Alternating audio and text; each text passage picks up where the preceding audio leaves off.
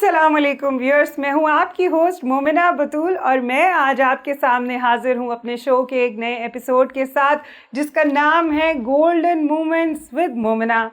चलते हैं और देखते हैं आज की जो गेस्ट हमारे साथ मौजूद हैं वो कौन हैं, वो क्या करते हैं और वो कैसे दिखते हैं। हमारे साथ मौजूद हैं गुलाम यासीन जो कि गवर्नमेंट के ऑफिसर हैं, इसके अलावा सोशल एक्टिविस्ट हैं और साथ साथ स्पोर्ट्स से इनका ताल्लुक भी है, एनजीओज़ को रन कर रहे हैं। और उनके साथ तशरीफ़ फरमा है शगुफ्ता अहमद, इनका ताल्लुक भी स्पोर्ट्स से है और हॉकी की प्लेयर रह चुकी हैं। आइए इनसे बात करते हैं और जानते हैं इनकी लाइफ के बारे में। अस्सलाम वालेकुम। वालेकुम अस्सलाम। वालेकुम अस्सलाम। सबसे पहले मुझे ये बताएं कि आप दोनों कैसे हैं? अल्हम्दुलिल्लाह, और अच्छे भी हैं, आपको देखे और अच्छे हो गए हैं माशाल्लाह। स्वीट, बस यही सुनना चाह रही थी मैं आपके यू मुंह से। वेलकम। खैर, मुझे ये बताएं, आप माशाल्लाह से गवर्नमेंट ऑफिसर हैं और वहाँ से आप कैसे इस तरफ आए, सोशल लाइफ की तरफ, सोशल एक्टिविस्ट कैसे बने आप?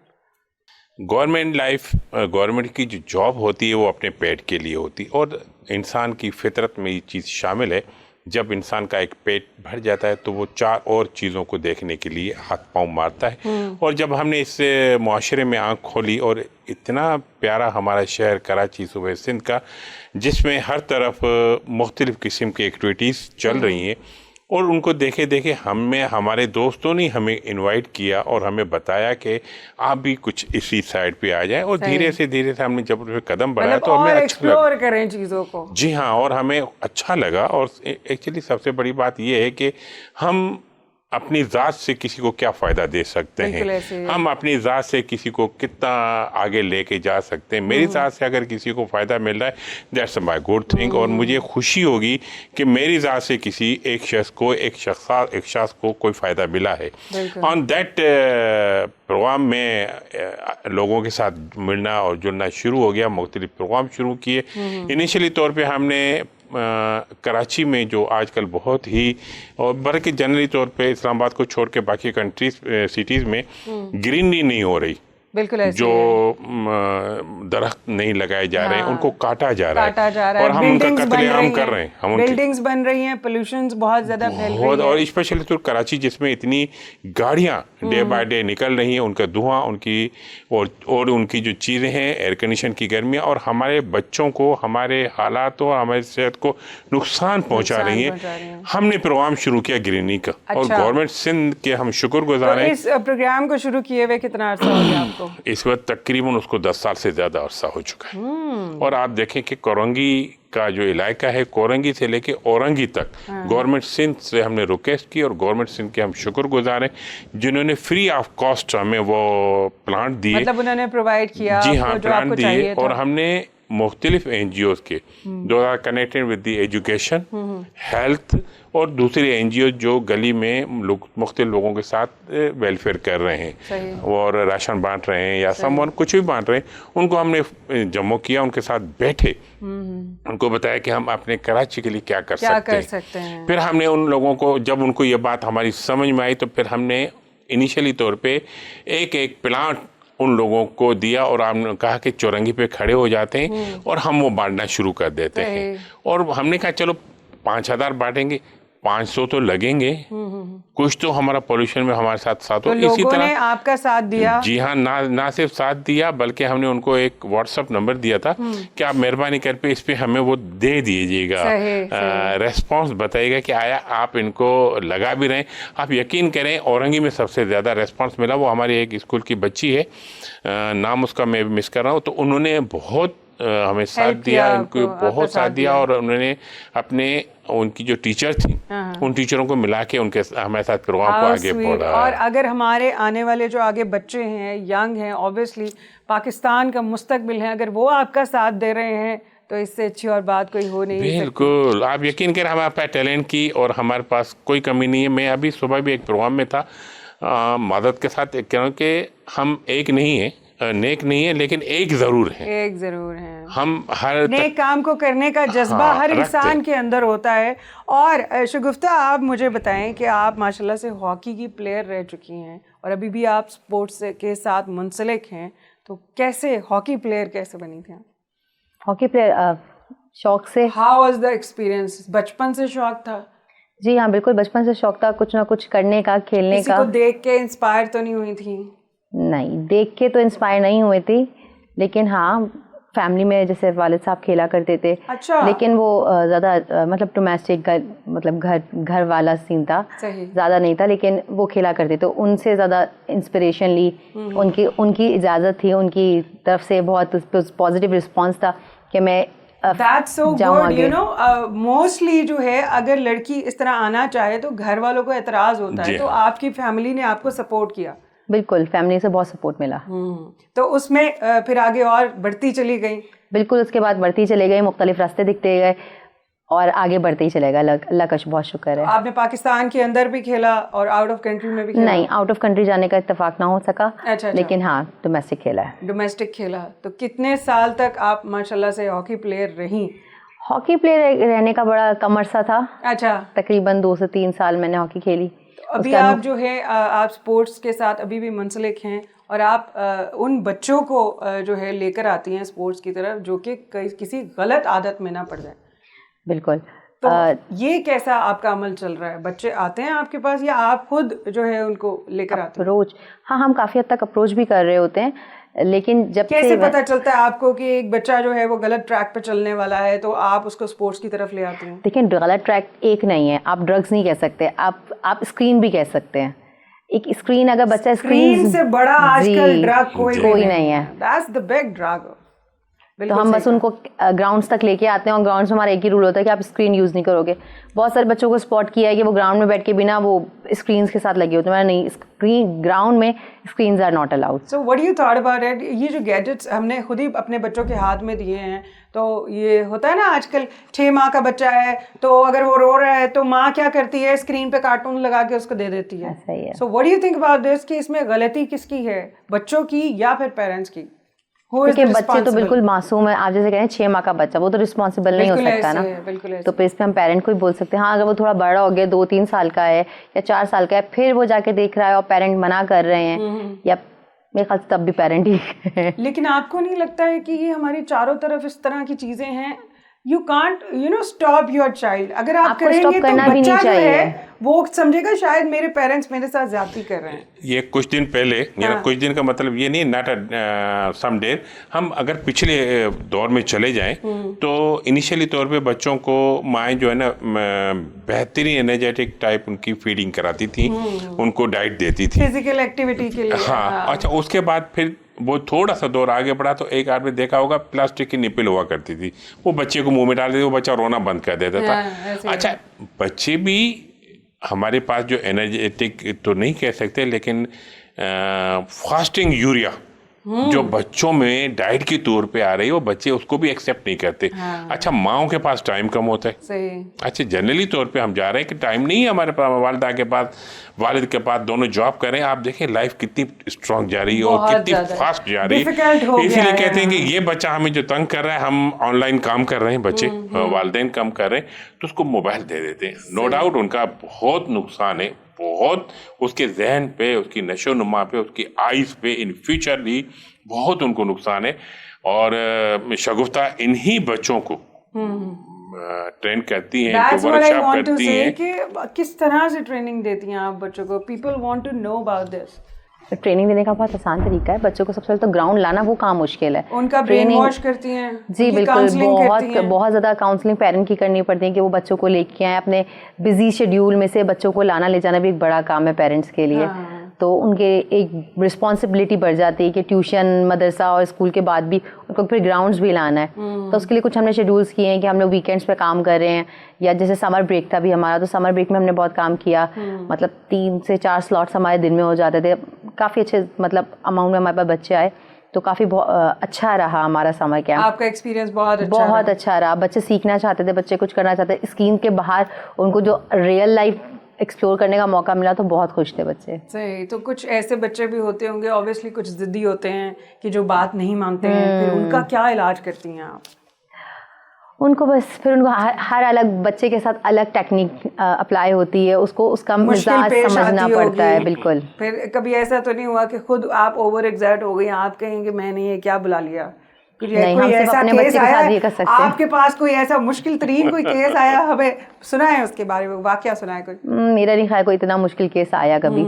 हाँ, बच्चे बहुत चिल्लाते हैं, बहुत चीखते हैं, मतलब जब आप देखिए बाहर ग्राउंड में तो बिल्कुल ठीक है, जब आप पूल में जाते हो ना तब वो बिल्कुल बस वो मतलब उनको लगता है बच्चा आपके सामने शाउट कर रहा है तो ऑब्वियसली शाउट कर रहा है, आपको पकड़ा हुआ है जोर से, आपके कपड़े नोच रहा है, आपको नोच रहा है, क्योंकि पूल के अंदर बच्चों को लगता है जैसे वो डूब जाएंगे तो वो आपको छोड़ते नहीं हैं।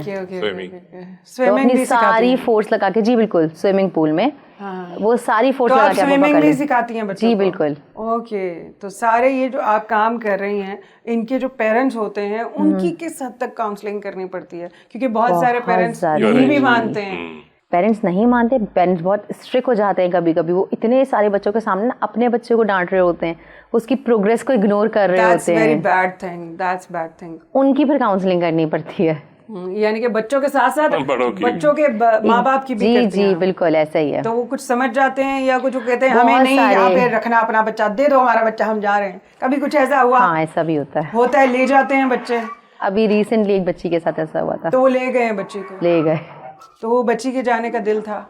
बच्ची का प्रॉब्लम ये था, उसको जाना भी नहीं था, उसको स्विमिंग पूल के अंदर आना भी नहीं था। उसके पेरेंट का बस यही कंप्लेंट था कि तुम मुझे सुबह सुबह जगा के लेके आई हो और तुम पूल में भी नहीं जा रही हो। That's the bad thing, Yasin साहब के देखिए, जब आप पेरेंट्स, बीइंग अ पेरेंट्स, अगर आप कोऑपरेट नहीं कर रहे हैं तो आपके बच्चे को जो है वो सही ट्रैक पे लाने के लिए अगला बंदा कितना को कोऑपरेट करे? बिल्कुल। अच्छा, वालिदैन जो सुबह बच्ची कह रही मुझे लेके जाओ, मुझे स्विमिंग करवा दो, और अच्छा उसको डर भी है कि मैं स्विमिंग पूल में उतरूंगी तो मुझे डूबना पड़ेगा। अच्छा, लेकिन उसका हल ये है कि वालिदैन उसको काउंसलिंग करें कि बेटा ये आपके लिए बना है, उसको थोड़ा मोटिवेट करें कि नहीं बेटा you have to do this. अच्छा, ये तो जो टीचर हैं वो करें। हमारे पास, मैं जिस एसोसिएशन से एनजीओ के रिलेटेड हूँ वो स्पोर्ट्स की हमारी है, Karachi city sports association. Okay, हम 2 प्रोग्राम करते हैं, एक बीच गेम करते हैं, एक हम जनरली तौर पे स्पोर्ट्स का प्रोग्राम करते हैं। आप यकीन करें कि छोटा बच्चा जो 8 साल का 7-8 साल का आता है, जब हम एक प्रोग्राम कर रहे होते हैं वो बैठा कर रहा था, हम उससे जब टाइम होता है, बेटा लंच है, अब पानी ले लो, खाना खाओ, अच्छा वो लेके कहते अब मेरी बारी कब आएगी। यानी इतना टैलेंटेड, ही वाज रेडी। और हमने और हमारे साथियों ने, मिस्टर वासिफ निसार और ज़ुनूबिया बहन हमारी, हमने प्रोग्राम शुरू किया है शतरंज का, चेस का। अच्छा, हम प्राइमरी लेवल पे लेके इस गेम को हम प्रॉपर्ली यूनिवर्सिटी तक ले आए हैं और हमने नेशनल और इंटरनेशनल प्रोग्राम्स करवाए हैं इस कराची शहर में। तो बच्चे खेल रहे हैं, इंटरेस्ट है, आप यकीन करें कि 8 साल का बच्चा मास्टर है।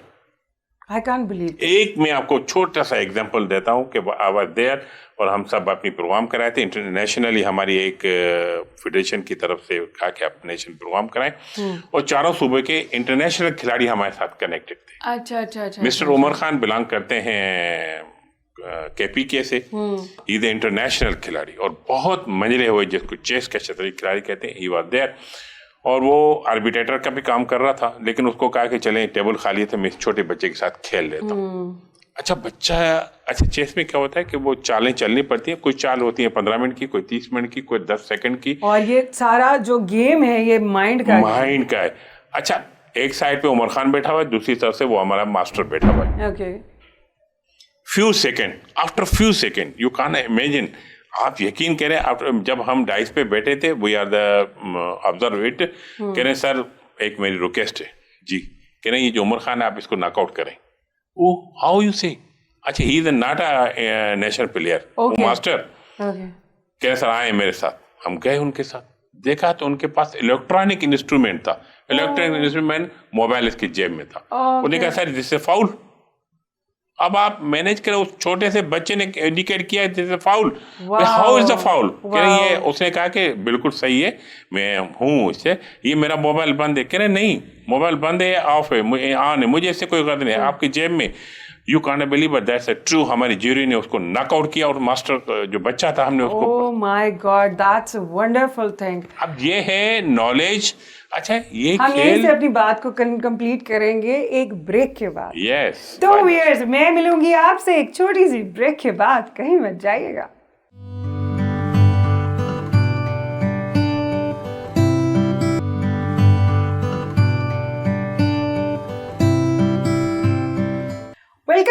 व्यूअर्स, हम आ गए हैं ब्रेक से वापस। हमारे साथ मौजूद हैं गुलाम यासीन एंड शगुफ्ता अहमद, और बड़ी अच्छी बातें जो है जानने का मौका मिल रहा है कि जिनकी अवेयरनेस लोगों को देना और लोगों के साथ मतलब दिमाग लड़ाना, पेरेंट्स की काउंसलिंग करना, it's very hard for you know.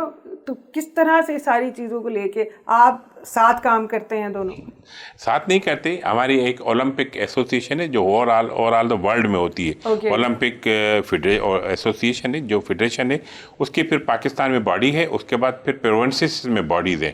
अच्छा, उसके अम्ब्रेला तले हमारे secretary general mister Ahmed Ali Rajput Sahab, उसके अम्ब्रेला तले हमारी जितनी गेम्स हैं जो एफिलेटेड है हमारे फेडरेशन के साथ, जैसे चेस है, वॉलीबॉल है, क्रिकेट है, और अपना क्रिकेट सॉरी नहीं फुटबॉल है, फुटसॉल है, और टेंस है, लॉन्ग टेंस है, ये हमारे अम्ब्रेला तले हैं। हम उनकी परमिशन के बगैर खेलते नहीं हैं। तो वो एक ही प्लेटफॉर्म है हमारा। तो शगुफ्ता भी हमारी कुलीग हैं और हमारे साथ इनका तो भी आप एक साथ काम करते हैं? हाँ, काम तो नहीं करती, ये अपना काम करती है, हम अपना काम कर रहे हैं। लेकिन एक ही छत के नीचे आप कुलीग्स हैं? हाँ, वी आर कुलीग। गुड।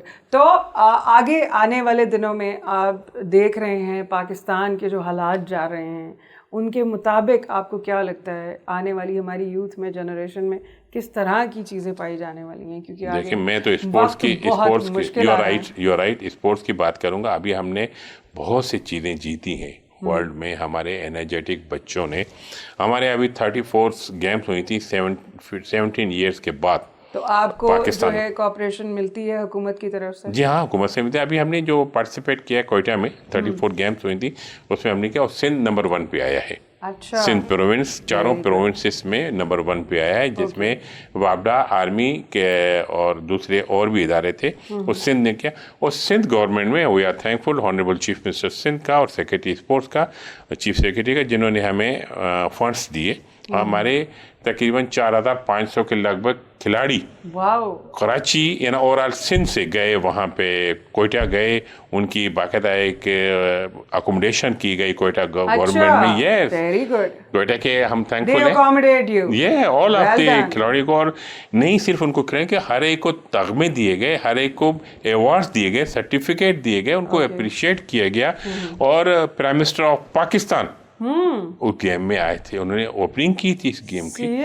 और ऑल द वर्ल्ड में स्पोर्ट्स का बहुत बड़ा एक नाम है। और स्पोर्ट्स में कहते हैं, हमारे सिटी स्पोर्ट्स प्रेसिडेंट है मोहम्मद असलम खान, जो Karachi water and sewerage board के सीनियर 21 ग्रेड के अफसर से रिटायर हुए हैं, वो कहते हैं खेलों के ग्राउंडों को आबाद करें, हॉस्पिटलों को वीरान करें। बिल्कुल, ये सही नारा है, ये बहुत अच्छा नारा है। सही है, you agree? I agree. Okay, अच्छा, उसमें क्या होता है, बच्चों की नशो नुमाई। अच्छा, फिजिकली भी है और मेंटली भी है। हम गेम्स को इतना आगे ले आए, जैसे कुछ चीज़ें ऐसी मॉडर्नाइज हो गई, जैसे फ्रेंचाइज हो गई हैं। हाँ। आपने देखें कि कल हमारा बच्चा या हम खुद दाल रोटी खाते थे, लेकिन हम कभी भी बर्गर नहीं खाते थे, पता ही नहीं था व्हाट इज द बर्गर।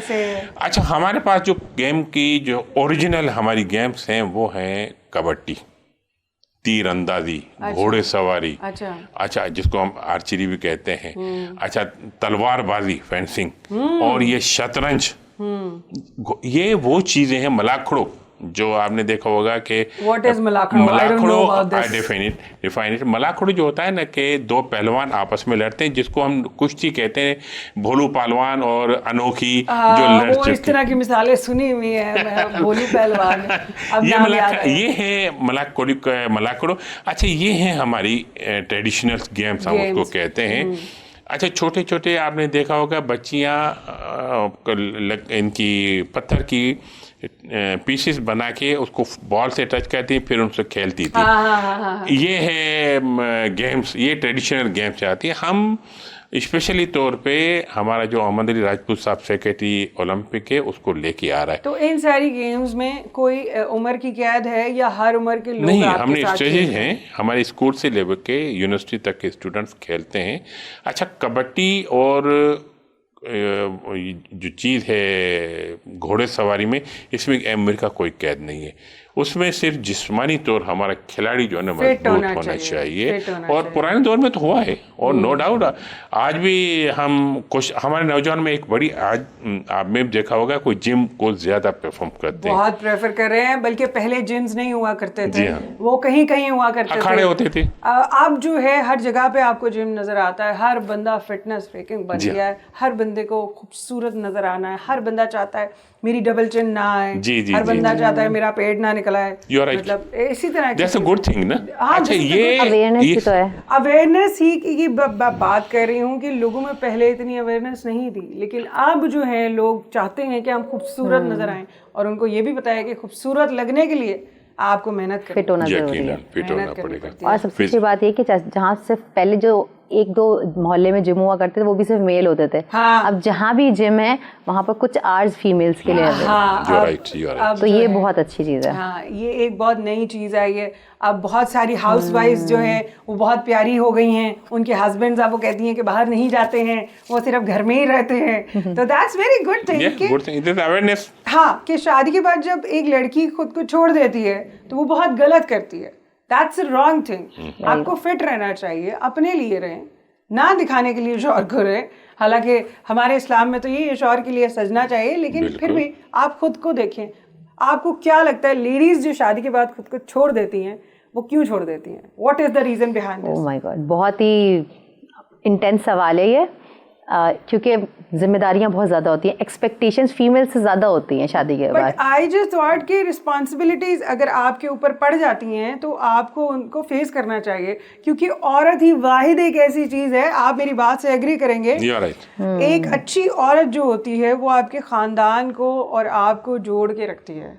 ऐसा ही है। तो आपने शादी के बाद, are you married? Yes I am. तो शादी के बाद आपने खुद को नहीं छोड़ा या कहीं ना कहीं छूट गई? छोड़ दिया था, बट अब थोड़ी मोटिवेटेड रहती हूँ, खुद को भी मतलब थोड़ा एक्टिव रहती हैं। एक्टिव रहती हूँ बिल्कुल। जब मैं हाउस वाइफ थी 2-3 साल के लिए तो बिल्कुल मैंने छोड़ दिया था, बिल्कुल कोई ख्याल नहीं रखती थी अपना, लेकिन फिर जब वापस अपनी फील्ड में वापस आई तो फिर पता चला कि काफ़ी फील्ड आगे निकल चुकी है, इसको पकड़ना पड़ेगा। बट ये भी बड़ा इंपॉर्टेंट होता है कि जो हाउस वाइफ्स होती हैं ना वो फिर छोड़ देती हैं खुद को, लेकिन अगर आप जॉब करते हो या आप बाहर काम करते हो, being a women you have to look like up to date, बड़ा अच्छा लगता है खुद को भी। तो अब आपने अपना ख्याल रखना शुरू किया। बिल्कुल ऐसा ही है। तो क्यों छोड़ दिया था आपने?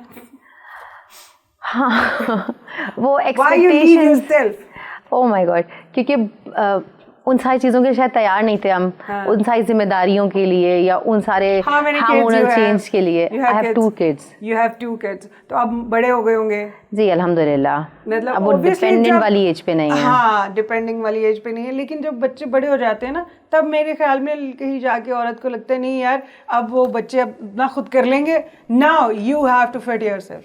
नहीं, हमें ट्रेन करना है कि तुम कर लो अपना काम। हाँ, यानी कि that is also our responsibility. आपके हस्बैंड आपको कितना सपोर्ट करते हैं? No, he is very supported and he lives in abroad, so I have to do all the things by my own. So now you said that he is supporting you. No, he is mentally very supporting. So that's called Pakistani women, जो कि कह रही है कि husband बहुत supportive हैं, भले वो यहाँ पे नहीं है। आप तो, क्या कहना चाहेंगे? है तो सपोर्टिंग ना, वाई? बिकॉज हस्बैंड हैं हमारे साथी, तो है ना उनके साथ। अच्छा, एक होता है जनरली तौर पे वाइफ को हस्बैंड का भी एक सपोर्ट होती है, उनकी सपोर्ट की वजह से आज माशाल्लाह इमोशनल सपोर्ट इज अच्छा, इन्होंने जब छोड़ दिया होगा, मैं जनरली तो एक हाउस वाइफ की बात करता हूँ। अच्छा, हाउस वाइफ जब शादी कर लेती है ना तो वो कहती है आई अचीव माई लाइफ, ठीक है, okay, that's a good thing. शादी करना हर मर्द औरत का एक सुनहरी ख्वाब होता है, वो शादी करके अच्छा उसके बाद लाइफ की जो रियल गाड़ी चलती है, प्रैक्टिकल लाइफ में जब बंदा जाता है, अच्छा वहाँ पे हमारे कुछ उसूल हैं, हमारे 3 उसूल हैं। या तो दुनिया के साथ चलो, या दुनिया जैसे चल रही है उसके साथ, या दुनिया को अपने पीछे दौड़ाओ, या दुनिया के पीछे लगो। बिल्कुल ऐसे आप व्हाट यू चूज, मान जाओ या मन जाओ, दोनों में, या मना लो या मान जाओ। अब आपके हाथ में व्हाट यू चूज। आप चलें कुछ भी नहीं कर सकते, आप आइडियल मदर तो बन सकती है ना घर की, आइडियल फादर तो बन सकते हैं ना। कल आपका बच्चा कल ये तो ना बोले कि मेरी मम्मा मोटी हो गई है, मेरे बाबा मोटे हो गए, मुझे सब छेड़ते हैं। That's a main thing. अच्छा, उसमें क्या है, बहुत सी डिजीज भी आती हैं, प्रॉब्लम्स आती हैं। अच्छा, बच्चा प्राइमरी जो हमारा स्कूल है बच्चों का, वो हम है, वो घर है हमारा, घर है, घर से सीखते हैं। अच्छा, बच्चे आप देखें कि वो जो मछली का बच्चा होता है वो तैरता है, पानी से तैरता होता है, तो इसी तरह बच्चा देखता है मेरा बाबा नमाज पढ़ता है सुबह उठ के, That's very good. मेरा बाबा उठते सुबह ही वो सामान ले आता है, घर का सामान लाता है, नाश्ता करते हैं मिलके। उसके बाद बाबा हमें ऑफिस छोड़ने, स्कूल छोड़ने जाता, ऑफिस से पहले स्कूल छोड़ने जाता है। अच्छा, उसके दिमाग में ये चीज़ चली जाती है। आपने एक बहुत बड़ी कहावत या आप मिसाल आपके नज़रों में गुजरा होगा, घोड़ा, हॉर्स, कितना ताकतवर है, ऐसे है। हम उस पर सवारी करते हैं और पीछे बगी में बैठ के भी जा रहे हैं, ऐसे है। आप उसको एक आम से वो जो कुर्सी का पहिया होता है या डंडा होता है यूं करके छोड़ दें, बांधे नहीं उसको। अच्छा, उसके दिमागों का मैं यहाँ बंधा हुआ, अच्छा उसको उसका ज़हन वहीं पर है, इसे आगे वो नहीं जा सकता। इसी तरह वो बच्चा प्राइमरी तौर पे जब हमें वो गाइड करता है, हमें देखता है कि मेरा बाबा मेरे स्कूल का उस्ताद ये सबक दे रहा है, क्योंकि जापान में तो 2 साल तक एजुकेशन, 3 साल तक तो उनको तहजीब और तमद्दुन सिखाई जाती है, और उसके बाद फिर जो है ना बच्चों को एजुकेशन में लाया जाए। यहाँ पे भी ये होता था पाकिस्तान में, 7 साल तक बच्चे को कुछ भी नहीं कहा जाता था। जी हाँ। 7 साल की उम्र के बाद तो नमाज उसके ऊपर मतलब अल्लाह ने भी मतलब जायज़ की हुई है कि 7 साल की उम्र के बाद वो नमाज कुरान पढ़े। हम क्या करते हैं बीइंग अ पेरेंट, मुझे जहाँ तक याद है आजकल जो मैं भी देखती हूँ, बच्चा पैदा भी नहीं होता है उसका नाम स्कूल में लिखवा दिया जाता है जी। और जब वो 2 साल का 2.5 साल का होता है, आप उसकी कमर पे बैग डालते हो, अब वो 2.5 साल का रोता धोता बच्चा, वो आपको क्या लगता है वो आपके साथ रहेगा? नहीं, ना सिर्फ रहने की बात है, वो तो दूर की बात है। आप कल के बच्चों को देखें जो मैट्रिक कर रहे थे, आपने अभी सही फरमाया, 7 साल का जो बच्चा है, इससे पहले वहाँ का जो गांव का टीचर था उसको एडमिशन भी नहीं देता था, राइट? सही था। आजकल के 5 साल का बच्चा केजी में रहा है, प्रेप में होता है, उसमें आ रहा है, what is this?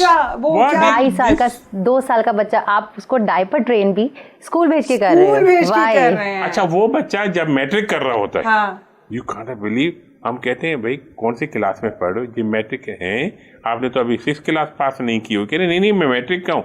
After then कहते हैं आप ग्रेजुएशन वाला बच्चा देखें कि हम यकीन नहीं कर सकते कि ये बच्चा ग्रेजुएशन में है, he is the first year का स्टूडेंट या मैट्रिक का स्टूडेंट है। अच्छा, उससे क्या है कि हम वो जो लाइफ है वो कहीं ना कहीं बच्चों की, मैं समझती हूँ थोड़ी सी बच्चों के साथ ज्यादती हो जाती है, थोड़ी सी नहीं, अच्छी खासी ज्यादती। यहीं से हम अपनी बात को कंटिन्यू करेंगे ब्रेक से आने के बाद। तो व्यूअर्स, मैं मिलूंगी आपसे छोटी सी ब्रेक के बाद।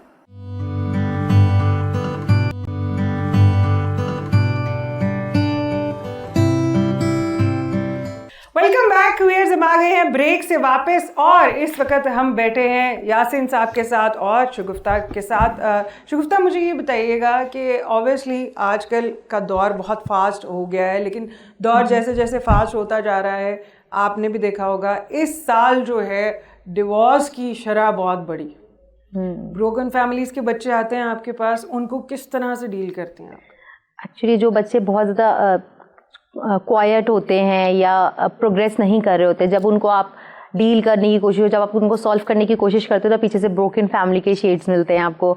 बच्चे बहुत डिस्टर्ब होते हैं अपने किसी एक पेरेंट की वजह से, वो किसी एक को मतलब प्रायोरिटाइज कर रहे होते हैं, किसी एक की तरफ से बहुत नाराज़ होते हैं, तो वो बहुत एक गलत चीज़ है। अगर आपके बीच में इख्तलाफात हैं, being a husband and wife, वो away from your children and fight. आप अपने मसलों को बच्चों के सामने मत लाएं। वो मदर्स की प्रॉब्लम होती है, फादर बाहर गए, तुम्हारे बाप ने ये किया, वो पुराना वाला जो पढ़ाते हैं। हाँ, फादर तुम्हारे जब आए बहुत बुरा। अपने शौहर के बारे में आप अपने बच्चे को उसके बाप के बारे में आप उसको नफरतें दे रहे हो। आप उसको बोलते हैं कि फुप्पो के घर जाके ये करना है, positive sign, very bad, very bad. बच्चों में नेगेटिविटी आ जाती है। अच्छा, असल में होता है ये, जब आप एक स्कूल सिस्टम में होते हैं तो वहाँ पर ना एक फैमिली के बच्चे भी आ रहे होते हैं। जैसे अब दोनों भाइयों के बच्चे आए हैं तो बहनों के बच्चे आ रहे हैं, तो उनमें ये होता है कि फिर वो मिल नहीं रहे होते, कि कंपटीशन लगा हुआ होता है, वो अलग से इंस्ट्रक्शन आ रही होती है, इनको सेम क्लास में रखा ना जाए, और ये चीज़ें बहुत नेगेटिव हैं।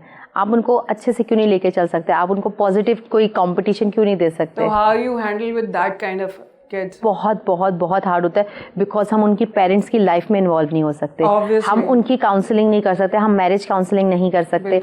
हमें बच्चे को उसी के लेवल पे उसको वहाँ अनसॉल्व करना है, बहुत मुश्किल होता है। बच्चे जो है वो बर्बाद हो जाते हैं इसमें। बिल्कुल ऐसे ही। और अभी नई चीज़ क्या सुनने को मिल रही है, जो बड़े बच्चे हैं, जो फर्स्ट ईयर वाले हैं या ए लेवल्स वाले हैं, वो कहते हैं कि भाई हमें तो शादी ही नहीं करनी। वाई क्यों नहीं शादी करनी? कि हमने कोई किसे कहते हैं, अपने पेरेंट्स में कोई खुशगवार लम्हा ही नहीं देखा उन बेचारों ने, so that's why they are fed up। अच्छा, यहाँ पर होता है हमारे माशरे में हम लोग दूसरों को मतलब सबके सामने लड़ तो लेंगे, लेकिन हम सब दूसरों के सामने मोहब्बत से बात नहीं करते एज अ सही कह रहे हैं स्पाउस। तो वो एक बहुत गंदी चीज़ है। हम लोग शर्म इतनी करते हैं मोहब्बत करने में, लेकिन लड़ लेते हैं, गंदी गंदी गालियाँ दे देंगे एक दूसरे को।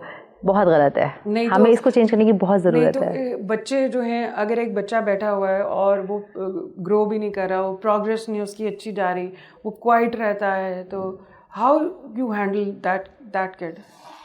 सर ना बात करनी पड़ती है। अच्छा, वो बच्चे अच्छे से आराम से आपसे दोस्ती भी नहीं करते होते ना, वो आप पे भरोसा नहीं करते, डरे होते हैं, और हर एक से डर रहे होते हैं, टीचर से डरते हैं, ये कुछ ना बोल। वो बिल्कुल, वो जब अपने पेरेंट्स पे भरोसा नहीं कर सकते, अपने पेरेंट्स को अपनी हर बात नहीं बता सकते, तो वो बाहर भी बताने से घबराते।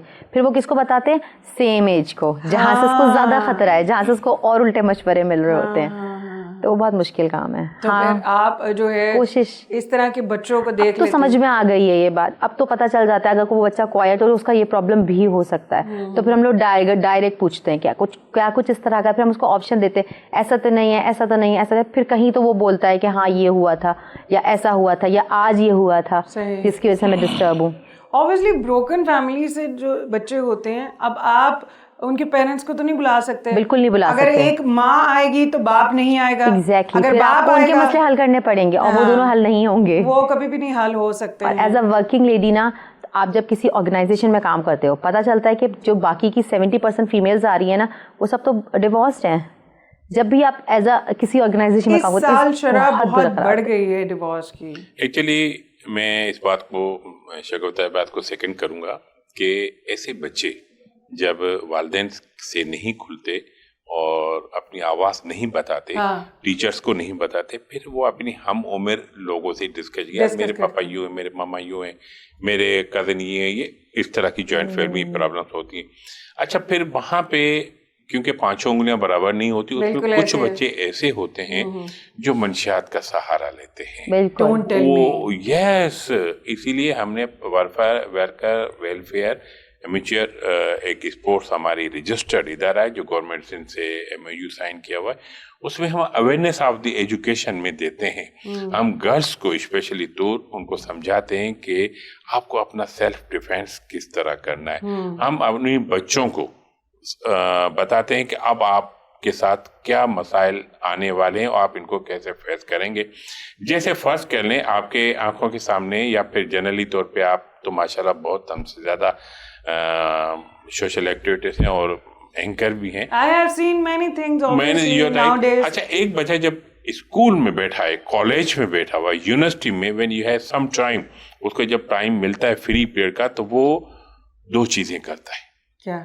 एक बर्गर खाता है, और जब बर्गर खा रहा होता है तो फिर वो क्या करेगा? सेकंड ऑप्शन उसके पास मोबाइल है। He use the mobile. हाँ, खाना खाते हुए मोबाइल देख रहा है, यूज करता है उससे। अच्छा, वो अगर एजुकेशनल फाउंड यूज करे, एजुकेशनल एप्लीकेशंस को यूज करे, दैट्स अ गुड थिंग। लेकिन वो नेगेटिव साइन पे चला जाता है और वो फिर उसके माइंड में बढ़ता जाता है, और जब शैतान खान जब उसके पास पहुंचता है ना, तो फिर उनको और इससे लोग मिलते हैं और मंशियात में वो आते हैं। आजकल हमारी यूनिवर्सिटीज कॉलेजेस में ये रुझान बढ़ गया है। हमारी यूनिवर्सिटीज में अभी आपने देखा भी होगा कि वो एक पंजाब की यूनिवर्सिटी 5500 लड़कियों की जो अभी ये जो हुआ था, जी हाँ, इतना बड़ा एक्सीडेंट हुआ। अब आप देखें कितनी बड़ी हमारी बच्चों की ये प्रॉब्लम थी। अच्छा, लाइव वीडियो भी उसमें लोगों ने शेयर की। तो मेरे कहने का मतलब ये है कि लोग तो सबक सिखाने के लिए लाइव शेयर करते हैं, लेकिन बायसे शर्म तो है ना हमारे खानदान वालिदैन इनके लिए या हमारे बच्चों के लिए। क्यों ना हम उन चीज़ों को ख़त्म करने के लिए हम ऐसे अवेयरनेस प्रोग्राम। यूनिवर्सिटीज और कॉलेजेस जो होते हैं वो हम समझते हैं हमारे बच्चों के लिए एक बहुत ही मतलब वो जगह है कि जहाँ पे हमारा बच्चा सीखता है। आगे जो है ये जो यूनिवर्सिटी का इंसिडेंट हुआ है, मैं समझती हूँ आगे अब लड़कियां यूनिवर्सिटी जाने में भी डरेंगी। नहीं, लड़कियां छोड़े पालदेन भेजने में डरेंगे। ना लड़कियां डरती है ना लड़के डरते हैं। जो पढ़ने वाला बच्चा और बच्ची होगी वो पढ़ेगी। आपने देखा होगा कि इन्हीं स्टूडेंट्स में हमारे गवर्नमेंट के जो ऑफिसर्स बनते हैं इन्हीं में से बनते हैं। आपने वो नगमा सुना है, तुम में से ही बनेगा कायदे आज़म मोहतरम फातिमा जना, जुल्फ़िकार भुट्टो, बेनज़ीर भुट्टो, समवन। इन्हीं में से हमारे बच्चे आएंगे। ये हमारी जनरेशन है, ये हमारी फ्यूचर जनरेशन है। इन्हीं में से हमने अच्छा ठीक है चंद लोग खराब है, अब उनको सही तो हमने करना है, पेरेंट्स ने करना है। आपके मीडिया के तौर से उनकी खबरें चली जाएं कि भाई ये गलत चीज़ है। हाँ। आप अपने एजुकेशन को फोकस करें। बट मेजॉरिटी को आप क्या करेंगे? मेजॉरिटी में देखें हम छोड़ नहीं सकते, मेजॉरिटी भले उनकी ज्यादा हो, लेकिन अगर हमने एक बेड़ा उठाया, आप देखें कि मैं एक मिसाल आपको एक कंट्री का दूंगा, चाइना। ठीक है,